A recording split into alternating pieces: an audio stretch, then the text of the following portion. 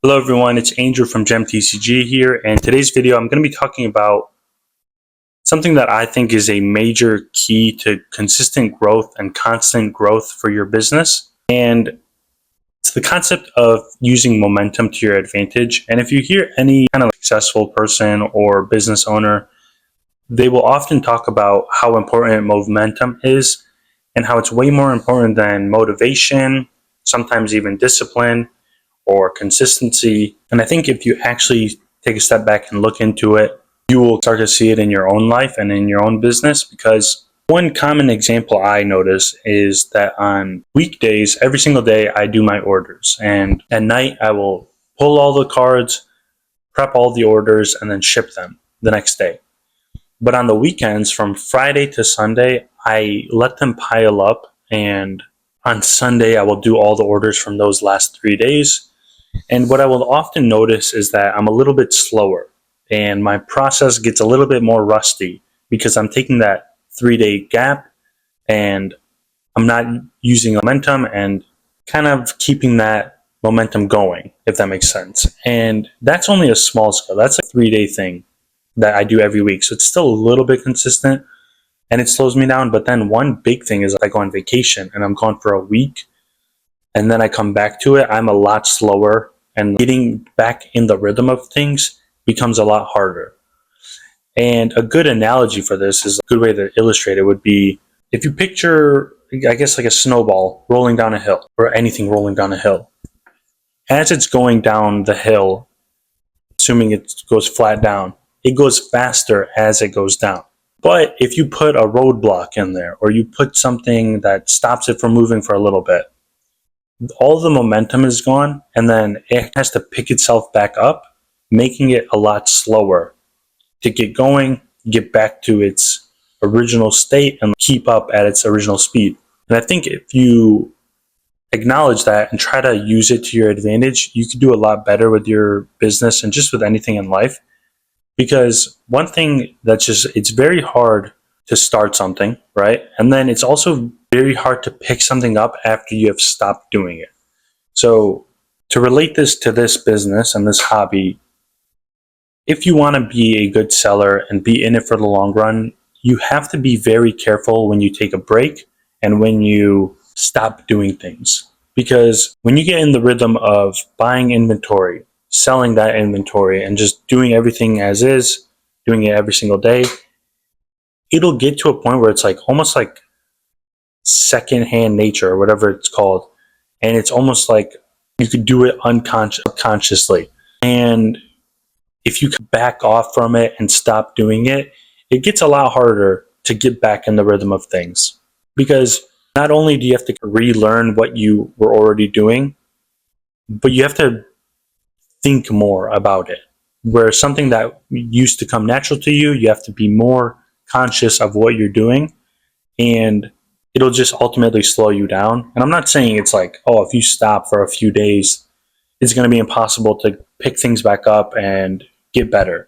Because there have been many times where I had to take a break for a few days or a week or 2 weeks because something else was going on, or I was moving and I had to stop things and a bunch of stuff like that. Things happen, and you can't just be working at this business all day, every day. It's almost impossible to do that. But trying to find ways to just stay consistent and keep things moving forward without taking a break is super important.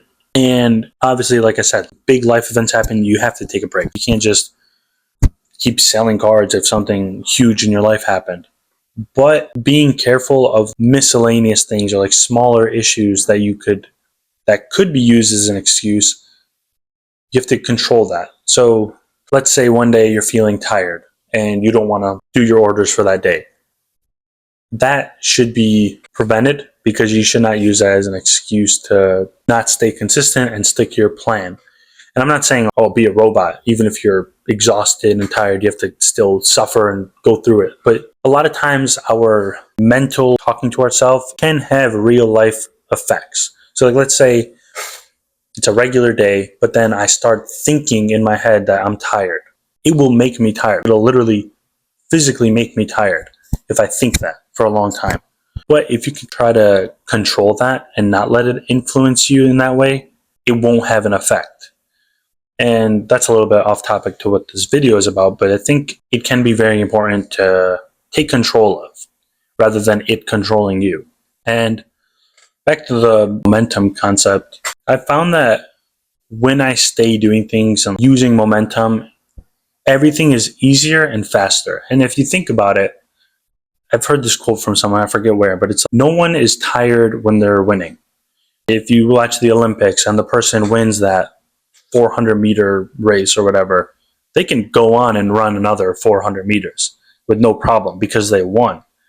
And that feeling of winning keeps you going, and it just keeps things like doing better and growing and whatever. It's all positive stuff.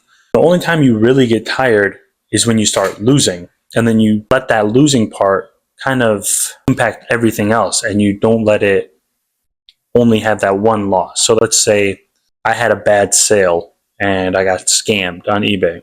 That would definitely suck. Losing money sucks. Getting scammed is all bad.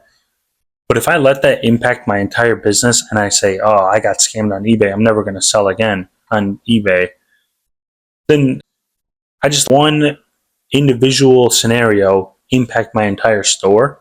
Whereas I could just look at it as a one-off event and just try to keep winning in other situations. Because one thing we like to do as sellers and collectors is we will, and someone commented this on my video the other day, we exaggerate the losses but ignore the wins. For example, if I sold a card for $100 and then a month later it became $200, I would be very upset about that, and I would be pretty sad thinking, oh, I missed out on $100 if I would have held on to it. But if I then look at my, let's just say, 1,000 other cards I've sold in that month time period, I probably sold stuff that tanked in price afterwards, or I still made my 30 to 50% profit margin, which is huge. And I won't look at that, but I would only pinpoint that negative thing. And it has a spiral effect if you let it. So it's kind of, I guess it can be used in both ways, because momentum can be used negatively and positively. Because if I took that loss and got scammed, I could let that have a, I guess, negative momentum and have it take effect in the wrong way. Or I can have a positive thing, build momentum, and use that in the correct way. So it's really just how you handle things that happen to you and how you take control of things and use them to your advantage. And even another example is just like if you look at the market from January to now compared to when Scarlet Violet first came out. When Scarlet Violet first came out, it was very hard to sell things. Sealed product was crashing and everything was just bad. And it took, I think, 4 to 5 sets for it to go back to a good standing. And then if you look at from January to now, where the momentum has already been built, look at how fast things have grown and how popular and how much the prices have gone up in that time period compared to Scarlet Violet up until Paradox Rift. And that is because, well, there's a few reasons, obviously, but one of the reasons is just momentum. And when things are going in one direction, you can either ignore it and let it happen, or you could be active on it and capitalize. Because it takes a lot more energy to start something than it does to just carry on to it. And I think when you start to notice momentum happening in the market or happening in your business, you really have to take advantage of it. Otherwise, it'll come and go and you will be just where you started, if not worse. And I think that's why I did so well this year, is because when I picked up on the momentum that was going on, I just started buying up more inventory, growing my storefront, and just trying a bunch of new things. And it picked up because there's just so much things going on.